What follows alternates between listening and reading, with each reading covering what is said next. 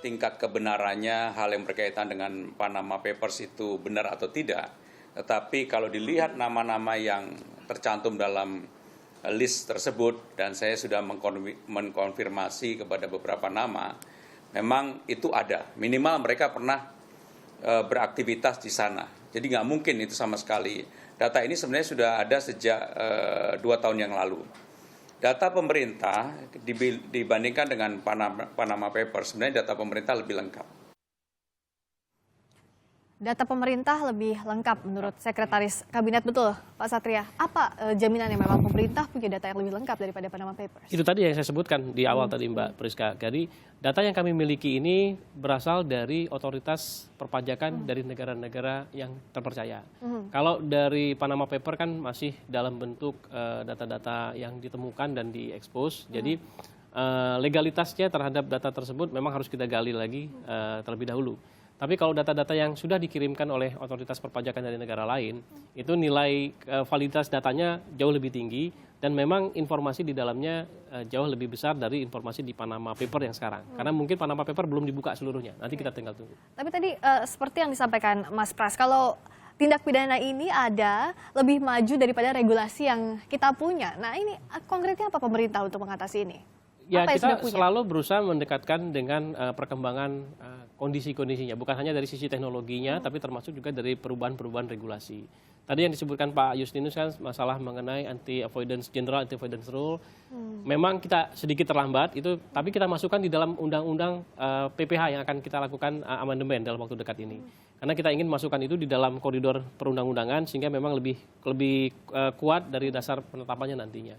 Demikian pula beberapa hal yang terkait dengan perkembangan BEPS misalnya, kalau kita bicara mengenai 15 inisiatif BEPS, DJP sekarang sudah mengikuti dan comply dari beberapa inisiatif yang ditetapkan. Jadi dalam hal bagaimana kita mencoba untuk mengikuti langkah-langkah dari para tax evader ini, ya kita berusaha, tapi seperti yang kita ketahui memang setiap kali kita memunculkan satu aturan yang baru, selalu mereka menemukan metode-metode baru lagi. Tapi kita akan terus supaya tidak terlalu jauh ketinggalan. Nah, supaya tidak jauh ketinggalan, seperti apa ya Pak Derajat semestinya yang bisa dilakukan?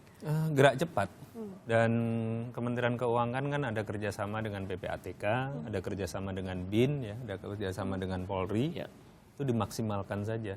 Jadi BIN misalkan diminta untuk melakukan operasi intelijen terhadap berbagai data yang ada, karena data yang ada ini kan harus ditelusuri sampai ke duitnya di mana dan perpindahan duitnya. Dan itu sudah kita.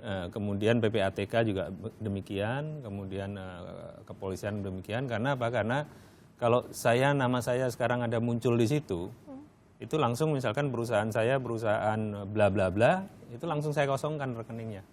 Ya, jadi kecuali di dalam dokumen yang dimiliki pemerintah maupun ada di Panama Papers itu ada legal dokumen yang menyatakan transaksi, itu nggak akan bisa ditelusuri karena perpindahan dana di bank ini seringkali di bank asing nggak akan bisa kita buka lagi, sehingga begitu rekening itu kosong ya udah pemerintah nggak punya apa-apa. Ya, kita tahu bahwa Derajat melakukan penggelapan pajak, tapi nggak bisa hitung berapanya. Nggak bisa hitung berapanya, ini apa solusinya dari pemerintah, Pak Satria? Sebenarnya yang kita perlukan adalah data-data transaksi tadi, Pak, data-data yang konkret. Jadi yang Pak Derajat barusan sampaikan sebenarnya lebih kepada tracer, kepada aliran dananya, Pak.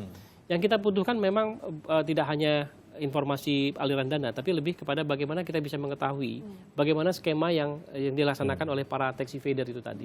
Nah itu kalau kita bisa dapatkan, sudah cukup bagi kita untuk bisa menghitung, memperkirakan berapa sebenarnya selisih dari yang mereka laporkan selama ini. Memang metodenya tidak mudah, ada berbagai macam metode dan kita harus mengikuti dari regulasi yang kita miliki saat ini. Tetapi kita sudah cukup punya banyak pengalaman untuk itu. Yang penting memang terkait dengan Panama Paper ya Mbak Priska, kita tinggal menunggu dulu. Karena sampai sekarang kan belum seluruh informasi yang disampaikan. Tapi mudah-mudahan nanti saya juga masih punya keyakinan nih Pak Derajat, bahwa informasi itu ada. Dan kami pun masih memiliki data tadi seperti saya sebutkan. Dan itu cukup besar dan cukup memiliki basis sebenarnya dari transaksi yang bisa kita gunakan untuk menentukan berapa sebenarnya perpajakan yang harusnya dibayar. Oke. Tadi Sekretaris Kabinet juga menyatakan bahwa dengan adanya Panama Papers, setidaknya kita tahu kalau ternyata ada banyak dana milik warga negara Indonesia di luar, sehingga ada yang sedang didorong sekarang tax amnesty atau RUU pengampunan pajak. Relevansinya di mana ini? Kalau saya, mungkin saya dulu nih Pak Derajat ya. Silakan. Bagi kami sebenarnya dengan adanya Panama Paper ini memang semakin menunjukkan bahwa ke depan sudah tidak ada lagi ruang bagi para penghindar pajak ini untuk menyembunyikan harta atau asetnya. Panama Paper ini menjadi bukti bahwa informasi-informasi itu akan semakin mudah kita dapatkan dan otoritas perpajakan akan semakin menjalankan cara-caranya mereka untuk mengejar potensi-potensi pajak yang ada. Kita bukan hanya dapat dari Panama Paper. Sebenarnya kita pada saat terjadinya Automatic Exchange of Information di tahun 2018, itulah yang kita harapkan bisa memberikan informasi yang jauh lebih besar kepada Direktorat Jenderal Pajak. Tetapi Panama Paper ini malah menunjukkan kepada kita bisa lebih cepat. Tidak harus menunggu 2018, sekarang pun sudah mulai kita dapatkan data-data informasi yang global. Oke, kalau Mas Pras lihatnya seperti apa relevansi antara tax amnesty dengan adanya kejadian ini, Panama Papers yang membuka adanya penggelapan pajak? Memang sebenarnya idealnya ketika kita punya data yang banyak, tidak perlu tax amnesty, kita harus law enforcement. Itu yang ideal saya kira. Tapi setelah kita melihat real politiknya, memang kita punya berbagai keterbatasan. Padahal kita ada dalam suatu situasi, ada automatic exchange 2 tahun lagi, dan sekarang dalam kondisi kita harus segera memperbaiki sistem perpajakan kita. Maka ini bisa menjadi momentum untuk menggiring, membuka partisipasi seluas mungkin, dan Ditjen Pajak mungkin sudah bisa menciptakan efek jera, efek kejut kepada semakin banyak wajib pajak dengan memulai pemeriksaan, sehingga akan mendorong orang berpartisipasi dan dana-dana di luar pun juga sebisa mungkin dioptimalkan untuk bisa kembali ke Indonesia. Ini strategi saya kira. Idealnya memang tidak ada pengampunan pajak kalau kita punya data, tapi persoalannya kan pengampunan juga tidak sekedar bicara pada dana yang di luar negeri. Kita juga ingin mengintegrasikan ekonomi informal, lalu membangun bias pajak, sistem pajak, dan sebagainya. Nah, dalam konteks itu, saya kira pemerintah dan DPR harus segera mengambil keputusan, supaya jelas sinyalnya, jangan digantung juga Ditjen Pajak.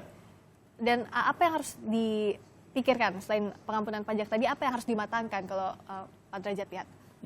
Saya sejak dulu tuh mendukung tax amnesty ya. Karena ada manfaatnya. Tapi terus terang saya punya reservasi yang besar, punya catatan yang besar terhadap tax amnesty ini. Apalagi kalau melihat apa yang sedang berkembang sekarang. Jangan lupa juga masih ada mekanisme untuk men-challenge apapun yang diputuskan Dirjen Pajak itu di pengadilan pajak. Dan track record-nya Dirjen Pajak sering kalah di situ. Jadi katakanlah sekarang kita proses.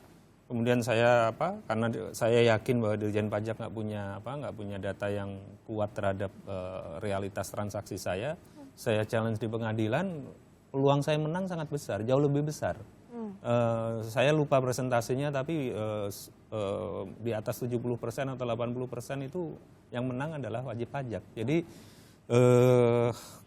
Jadi saya sangat sanksi kalau tax amnesty seolah-olah dianggap sebagai obat mujarab untuk semuanya gitu loh. Ini yang menurut saya salah kaprah. Jadi saya rasa yang paling penting sekarang adalah Dirjen Pajak mengaktifkan proses pemeriksaannya itu didukung dengan informasi-informasi intelijen yang akurat. Dan ini harus sampai ke flow of money. Karena kalau nggak sampai ke sana kita jadi macan ompong. Nah, ini yang krusial itu. Kalau menurut saya difokuskan semua lembaga negara itu fokus ke arah sana. Alirannya sampai kemana? Nah, kalau dari Pak Satria, amunisi apa yang sudah dimiliki oleh Ditjen Pajak, singkat saja, dan juga sanksi apa yang menunggu apabila nantinya para wajib pajak itu terbukti melakukan penggelapan pajak? Kalau sanksi seperti diatur di dalam Undang-Undang Perpajakan kita, dikatakan sanksi 2% per bulan dari jumlah yang kurang dibayar. Kemudian kalau nanti kita tingkatkan sampai ke penyidikan, sampai di pengadilan tindak pidana, untuk menghentikannya dikenakan sanksi 4 kali lipat dari jumlah pajak yang harusnya dibayar. Itu sanksi-sanksi yang diatur di dalam Undang-Undang Perpajakan kita. Senjata yang kami miliki sebenarnya lebih kepada data dan informasi dan memperkuat IT termasuk memperkuat jaringan SDM yang kami miliki. Dan itu yang terus-menerus kita laksanakan sampai dengan saat ini. Dan tadi tax amnesty Pak Derajat, kalau mereka melaksanakan tax amnesty sebenarnya lebih kepada voluntary, jadi tidak ada permasalahan dispute keberatan karena di situ mereka dengan voluntary melaporkan sendiri. Nah mudah-mudahan sebenarnya dengan kapasitas yang kami miliki, dengan semakin besarnya data informasi yang kita dapatkan, kita akan bisa mengajak wajib pajak meningkatkan kepatuhannya. Oke. Meningkatkan kepatuhan wajib pajak, mengurangi dan bahkan menghapuskan ketidakpatuhan. Ada satu tadi catatan lagi, Mbak. Satu catatan saja, lagi Pak itu Derajat. wajib pajak itu seringkali diberi tips oleh orang oknum pajak sendiri. Diberi tip. Diberi tips untuk cara memanfaatkan lubang-lubang yang ada di dalam KUP. Nah itu, tapi ya, jangan lagi ada yang harus kita bermain lakukan. soal pajak. Terima kasih Pak Satria, terima kasih Pak Derajat, terima kasih juga Mas Terima kasih, Mbak Yunus Priska. Pratowo sudah ada di Kompas Malam.